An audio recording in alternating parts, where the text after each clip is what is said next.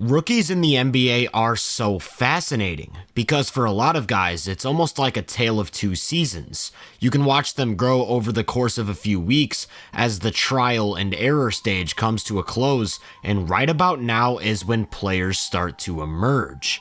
Of those, Brandon Miller is really standing out. Over his last 9 games, he's averaging 21.5 points on nearly 50-40-90 splits. And the scoring tools that have been on display are nothing short of impressive. The first thing you've got to talk about with Miller is his outside shooting, specifically off the catch. On the season, he's shooting over 38%, which is pretty good, but doesn't even quite do him justice when accounting for the level of difficulty. This one's a solid 30-footer in transition, and with a defender jumping out to close that space, he remains completely unfazed. He's very quick getting the ball up and out of his hands, meaning that he can capitalize on really tight windows of opportunity. And he's comfortable hitting while moving in any direction, so he can get these looks off at volume in a variety of ways. This one starts with the Hornets setting up Spain pick and roll, but the Spurs put 2 on the ball, so there's nobody for Miller to screen, and he just flashes out to the perimeter, finding open space on the left wing for a quality 3. He's really good at relocating or repositioning himself to seek out openings like that. After kicking the ball out, he immediately follows his pass to that left wing with nobody to close out as he turns and fires. This is really tough to deal with because whenever they set up action for him, his shooting is far from the only thing defenses have to worry about. He gets fronted on this one and counters with a backdoor cut before finishing through contact for 2 plus a foul.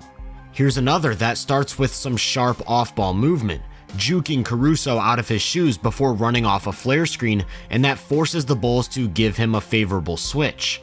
From there, he can attack on a drive and spin down the lane for a short jumper. One of Miller's best attributes is his ability to quickly attack off the catch. He's great at reading closeouts and beating them off the dribble, this time driving right down the middle for a tough finish. Here's another one. He relocates to the corner, catches and jabs right before attacking baseline with enough room to clear for takeoff and throw down this vicious dunk. Now feels like a pretty good time to talk about some of his physical tools. At 6'7", he's got an extremely lengthy frame, which really helps him as a finisher around the rim. He's able to avoid the paint protection by fully extending his left and scoops it off glass for 2. It also really helps him as a slasher. In space, he can cover lots of ground with very basic moves like a hezzy cross, and all he needs is just one step by his defender's hip to stride into another one of those finger rolls. A lot of these attacks are very KD-esque. The handle's a little loose, but the length allows him to really exaggerate his change of direction, putting Brooks on the court with a sharp crossover and sidestepping into a jumper. Miller's not the most explosive athlete in the world, but pairs that length with some pretty nice burst, and he'll use hesitations to set up his defender before taking that first step, where again all he needs is a slight advantage to stride into a layup. That burst is especially notable when he's operating from a standstill. Some guys need momentum to start their attacks, but with a simple jab right and drive left, he blows right by his man and finishes over the top of Gobert. Here's another example. A screen's coming to his right, so he throws a rocker step into a drive left, but this time he's met by a big in drop coverage and instead gets to the elbow for a jumper. Having a wide array of scoring counters he can go to when met with different types of defense really takes his on-ball game to another level. This one starts with the hezzy and drive, but he gets cut off, only to immediately counterspin right into a fadeaway mid-range J. That mid-range game is his bread and butter. Here's one of those off-the-catch situations where he beats a closeout, only for the paint to be completely packed. The ability to rise up from about 15 feet out is huge. His size and length gives him access over the top of defenses, and because Charlotte's got maybe the worst spacing in the league right now, that's a big deal.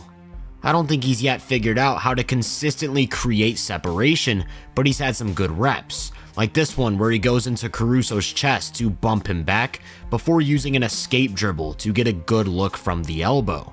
That free throw line area is Miller's sweet spot, If he has room to work with coming off of screens, he's looking to get there for pull-up jumpers. And because he's most comfortable in those situations, he's already really good at attacking drop coverage. With that said, I think he tends to settle for these looks a little bit too much. His defender gets hit hard by a screen, leaving him with a ton of space to attack Vooch, who isn't very mobile. But he doesn't even think to attack, instead going to a 20-foot jumper. I mentioned his comfort against drop coverage. Well, he isn't very comfortable when bigs meet him early.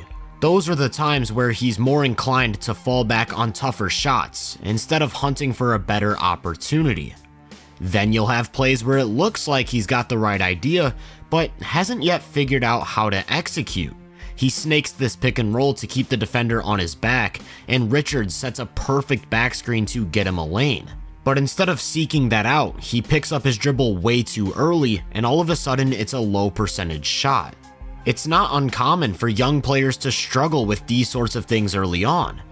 Just look at the development of Anthony Edwards. At first, it looked like he might just be a one-speed player who needed to be able to turn the corner.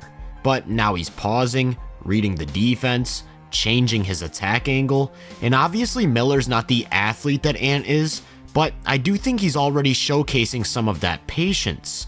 A screen comes right, but DiVincenzo forces him left, where a big's waiting to meet him early. And with a little hezzy into a cross, he snakes the screen to get to his hot zone. Here's another one from that same game, where DiVincenzo forces him into the big, but instead of playing into what the defense wants, he spins back out, uses the screen, and keeps his dribble live as he hunts for space to set up a jumper. Another thing you'll see him do in these spots is put defenders in jail. He plays it slow and waits for Giddey to get close before shielding him off with his body. And notice the off-arm serving as a roadblock, another tactic that elite scorers use. From there, he can sidestep into an opening where Dort fouls him, yet he's still able to score through it for a chance at 3.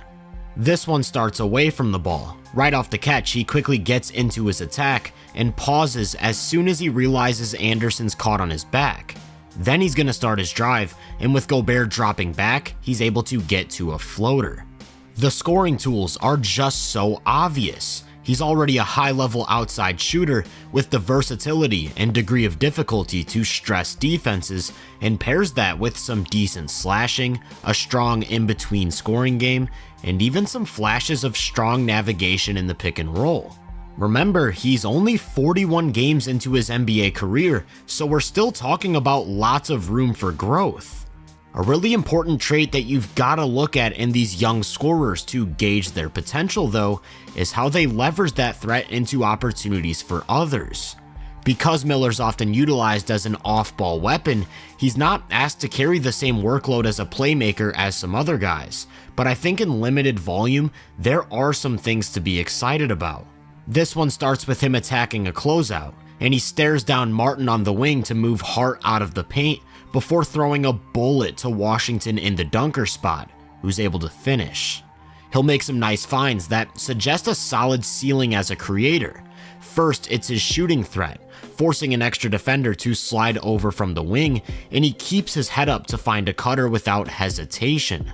You've also got some versatility in how he releases these passes. A long rebound ends up in his hands, which he uses to start on a drive, and with nobody watching the dunker, he throws a left-handed lob right on the money. Now don't get me wrong, you've still got the typical young errors, trying some things out, what works, what doesn't, but the big thing is that he's a willing passer who can make different reads, which bodes well. In totality, we're talking about someone who can develop into a really strong 3-level scorer, as he fills out his frame and figures out how to use his body, as well as getting more comfortable handling the ball through traffic. He's gonna cause a lot of problems for opposing defenses. The Hornets are in a tough spot right now, but they've got something to look forward to with the recent emergence of Brandon Miller. If you enjoyed this breakdown, make sure to drop a like, subscribe, and turn my post notifications on to be first on more content. If you're interested in my more in-depth research, make sure to check out my website and social media profiles. You can find those links in the description. feel free to let me know down in the comments what you think of Miller. As always, I hope you all have a great day, and I'll catch you guys in the next one.